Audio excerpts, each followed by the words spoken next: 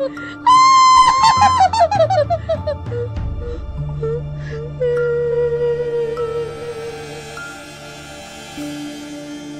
समय पहले की बात है।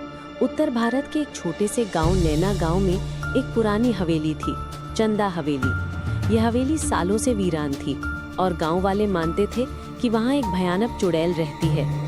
शाम ढलते ही कोई भी उस रास्ते से नहीं गुजरता था।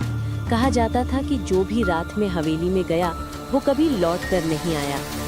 गांव के बाहर एक निडर लड़का रहता था, अर्जुन।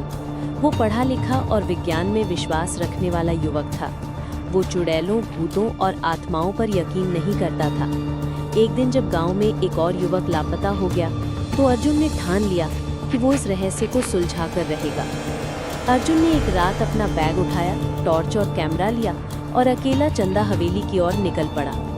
हवेली के पास पहुंचते ही उसे ठंडी हवा का झोंका महसूस हुआ। पेड़ रह रहकर हिल रहे थे, जैसे कोई फुसफुसा रहा हो।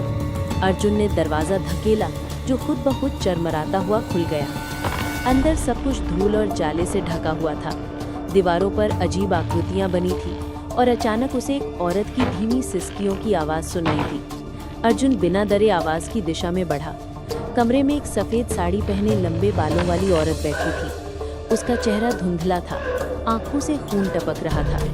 वो कराह रही थी, मुझे न्याय चाहिए, मुझे न्याय चाहिए।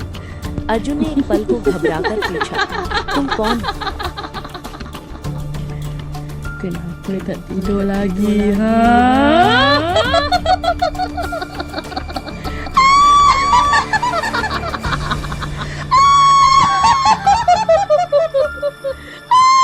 न्याय चाहिए। अर्जुन ने एक पल को घबराकर पूछा, तुम कौन हो, क्या चाहती हो? चुड़ैल की आत्मा बोली, मैं चंदा हूँ, इसी हवेली की मालिक। मुझे मेरे ही सगे भाइयों ने संपत्ति के लिए जिंदा जला दिया। मेरी आत्मा तभी से भटक रही है। अर्जुन ने गहराई से जांच की और गांव के बुजुर्गों से पुराने किस्से जुटाए। उसने तहसील से पुराने कागजात निकलवाए और पता चला कि चंदा देवी के भाइयों ने सच में उसे मारकर हवेली पर कब्जा कर लिया था। अर्जुन ने वो सबूत प्रशासन को सौंपे।